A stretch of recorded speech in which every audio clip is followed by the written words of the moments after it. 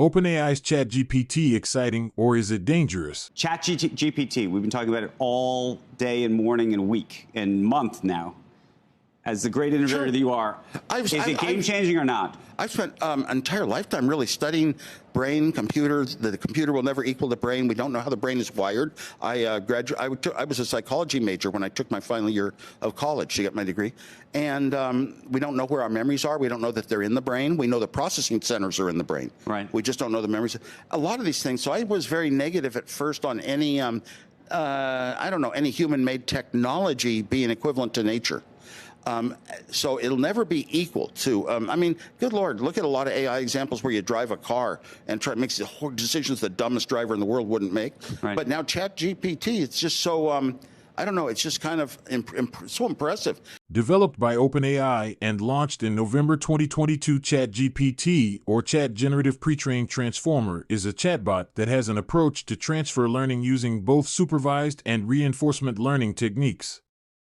Some speculate that such technology could be a real challenge for Google, as just like Google, you can get your questions answered chatting with AI with ChatGPT-C for yourself.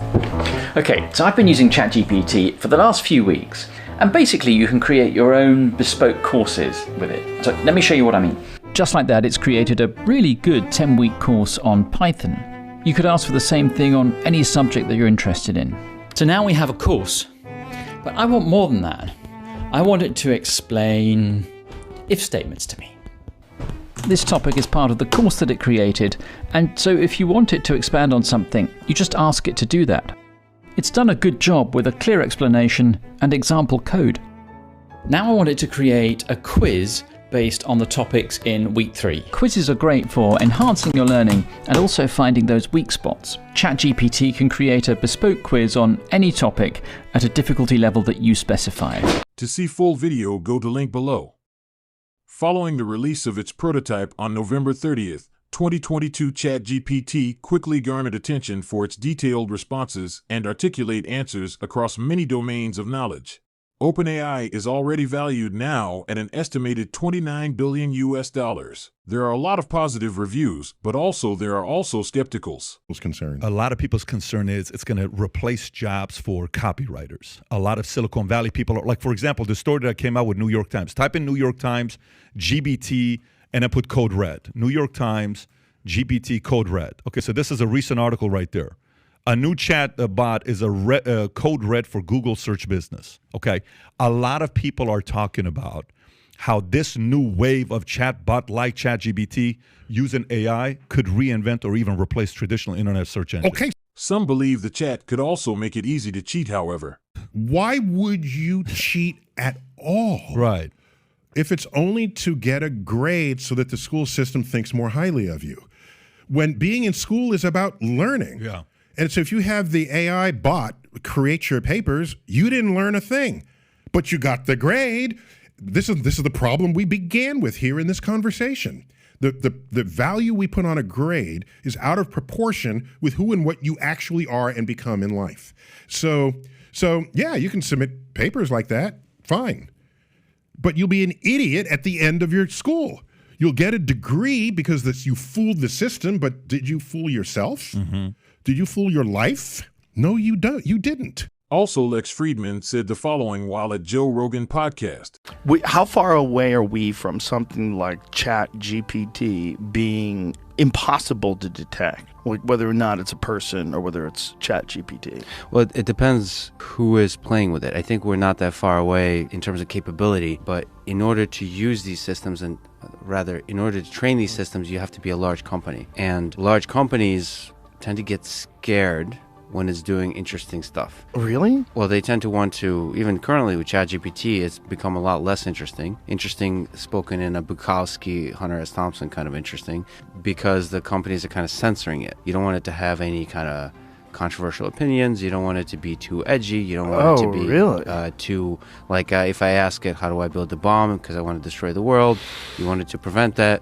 How about, how do I, I don't know, convince, I don't know anything about this, but how do I convince a dude or a girl to sleep with me? And like anything, I'm just off the top of my head. Anything, you start to get nervous. Imagine if you're a company, how do I want people to use this kind of system? Right. especially because it's basically an assistant that gives you wisdom about the world, gives you knowledge about the world. You I can mean, it ask could be all like, kinds- how do I replace a carburetor? yeah, that's And great. it'll just answer you like a person. Yeah, that's great. But Yeah. then the There it is. I was trying to log in the whole time. It was busy, which is Yeah, another it's- problem of it. It's busy. Well, it's probably Okay. how many fucking people are using lot. it? everybody. Everybody's using this. It's freaking people out because it's almost like the AI gives us its first messages. It's like, remember the movie? What was the fucking movie with Matthew McConaughey and Jodie Foster? Contact. Contact. Remember Contact? Mm-hmm. They get the first signals. This is like the first signals Yeah. from like a real general artificial intelligence. Well, that's the thing, and it's the signal is blurry. We Yeah. can't, and it's full of mystery. We're not sure. Is it really smart? How much does it understand? And then there's this emergent threshold with the size of the model. If we make the model bigger, 175 billion parameters currently. If you get it to 500, you get it to a trillion parameters. So size of the network grows, size of the data set grows. Is there going to be a point where you're like, holy shit? It will. What if it starts manipulating you with the answers? It's going to. It's going to manipulate world governments. And what It's do you gonna- do with that? What can you do with it? So- once it's been implemented, once it's out there, once it's copied, and it's going to be copied. And that's the cool thing about this. So I should say that everyone kind of knows how to do this. It's computationally difficult, but it's getting cheaper and cheaper and cheaper and cheaper. So it's not just going to be OpenAI with Microsoft or Google that's doing this. It's basically anybody can do this. And so that the distributed nature of our exploration of artificial intelligence, I think if you believe that most people are good, that we will not allow sort of a centralization of power, which is the big concern here. Whether that centralization of power leads to censorship or abuse of different kinds. Centralization of power of AI? Is that what you're saying? Over an AI. So say you have a super intelligent system. Somebody is the first person that built it. Yeah. Imagine you're sitting there in a boardroom. You have this thing you haven't released yet that it's able to basically is a super intelligence, able to answer any question, able to give you a plan of how to make a lot of money, able to give you a plan of how to manipulate other governments into any kind of geopolitical resolution that benefits you. All of that. It's able to give you all of that, and you can deploy it, and you can deploy it in a shady way, where it sneaks into like TikTok or something like that. It sneaks into everybody's smartphone, pretending to be doing good, but it's actually, whether deliberately or not, is controlling the population. So that's a really that capability is there. The great thing is the people at the head of OpenAI currently, Sam Altman and others, really care about this problem. They were there in the beginning. They were the ones like Elon screaming about AI ethics, AI alignment. They're really concerned about super intelligent AI taking over. So glad they're concerned while they're building it. Well, you'd rather have the Concerned people about this stuff. These are just a tip to the iceberg of concerns brought up by the skepticals. For example, many jobs across the board, including those in advertising, technical writing, journalism, and any role that involves content creation, may be affected by ChatGPT and similar forms of AI. That's because it is able to read, write, and understand text-based data well. Experts say AI like ChatGPT is good at producing written content and can do so more efficiently than humans. Coding and computer programming are in-demand skills, but it's possible that ChatGPT and similar AI tools may fill in some of the gaps in the near future.